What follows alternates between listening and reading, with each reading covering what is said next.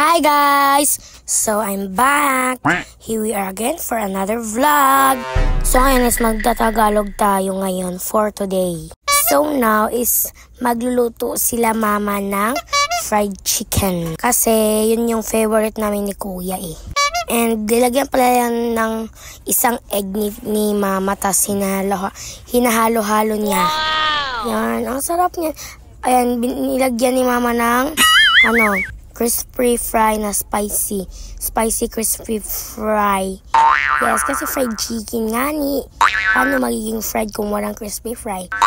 Ay, kupal. Char.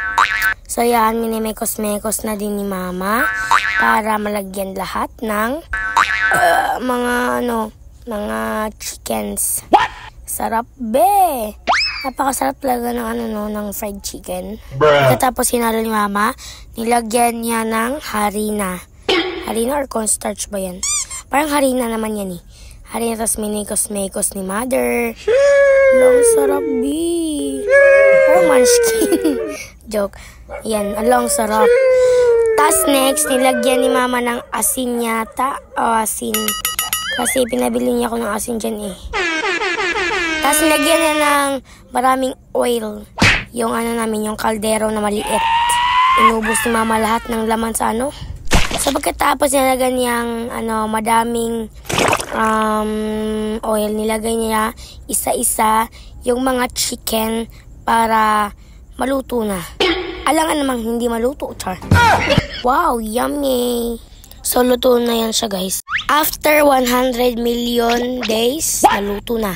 Over naman sa 100 million days. Tapos inisa-isa ni mama, inahon sa kaldero yung mga chickens namin. Wow! Sarap be. Tapos ang anghang yan. Tapos next, next round na naman si mama. 1, 2, 3, 4. Ayan, naluto na siya, be. So, ayan, meron tong balak kunin, meron nga ni, yung lumpia namin, lumpiang tawgi namin na tira kagabi, ay kahapon. And pagkatapos, guys, is, inahon na din ni mama sa kaldero, doon sa plato, yung mga chickens na niluto ni mother na super perfect. Perfect, char. And third round na naman si mother. Nilagay niya na naman yung fried chicken. Ay, nako, ang sarap be. Tapos pagkatapos, luto na siya after 100 million days. Joke lang, guys. So, yan. Pagkatapos magluto naman ng fried chicken, nagluto na din siya ng yung tawgi namin na natira. Tawging lumpia. Alam niyo ba yun, guys?